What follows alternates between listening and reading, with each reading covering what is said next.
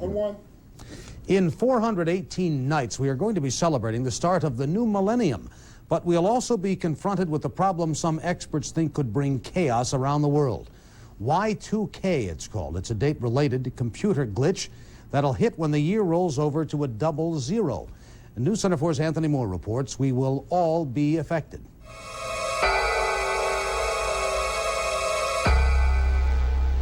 So you say you don't own a PC. Y2K doesn't concern you.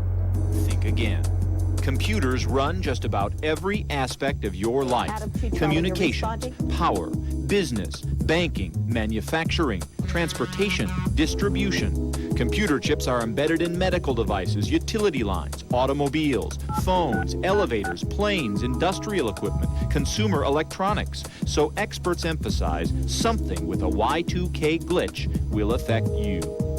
Every man, woman, and child in the Western world and elsewhere is going to notice this event. Computer consultant Peter DeJager first alerted the world to Y2K 5 years ago in an article he titled Doomsday 2000. This is real. Organizations are spending hundreds of millions of dollars because they've found problems. And anybody who says otherwise just hasn't looked at the facts. PG&E is spending $235 million to fix their gas and electric grid. Ford is spending $375 million to fix plant equipment and business systems. The Pentagon is spending $1 billion to fix military computers and weapons systems. How bad will it be? Some analysts contend it could seriously disrupt everyday services. Some economists say it will spur a global recession. And extremists believe it will cause the collapse of modern civilization. How could something seemingly so innocuous as a date do all that?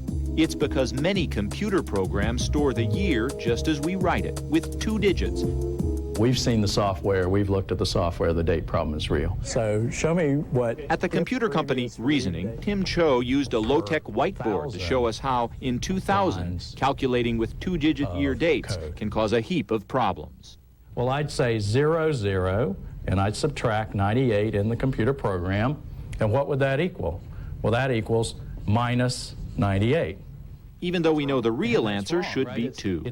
Your employer could miscalculate how much you worked and short your paycheck. Cockpit navigation equipment, which relies on time and date to determine distance, could miscalculate where airplanes are.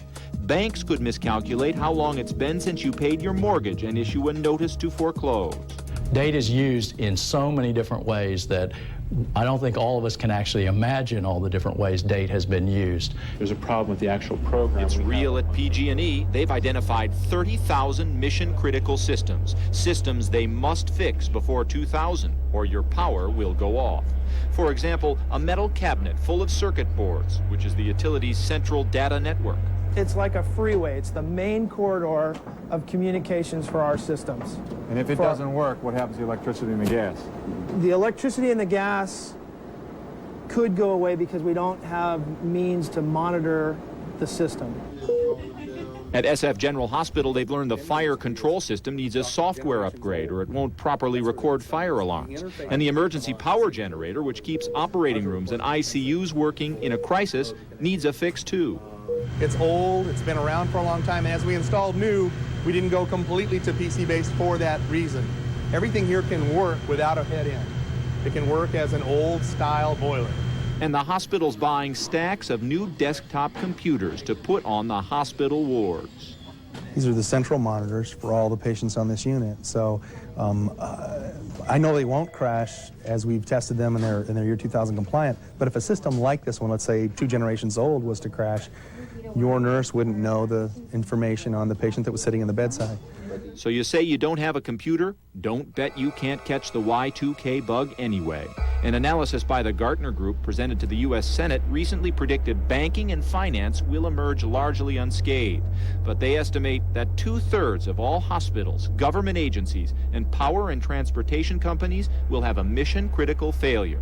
Failures which could cause considerable loss of revenue, business shutdown, or worse. None of us actually really know how dependent we are. And I think we'll all discover on January the 1st and subsequent months just how dependent we are on technology. In Mountain View, Anthony Moore, NewsCenter 4 on the Night Beat. Analysts say the price tag for fixing the bug worldwide could reach $1 trillion. Tomorrow night at 11, Anthony looks at the different ways Y2K could affect your life.